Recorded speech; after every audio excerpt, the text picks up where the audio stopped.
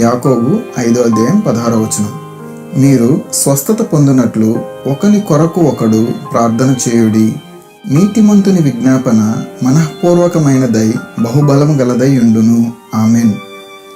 ప్రియ సహోదరులారా, ఈ వాక్యం మనకు నీతిమంతుల యొక్క ప్రార్థనా శక్తిని తెలియచేస్తుంది.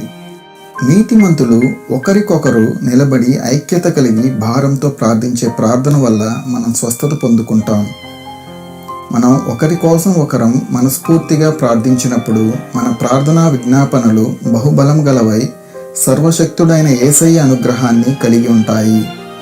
కాబట్టి ప్రియులారా, మనం ఒకరి సమస్యల కోసం ఒకరం మనస్ఫూర్తిగా ప్రార్థన చేస్తూ దేవుని ఆశ్చర్యక్రియలు చవిచూస్తూ ఐక్యత కలిగిన సహవాసంలో కొనసాగుదాం.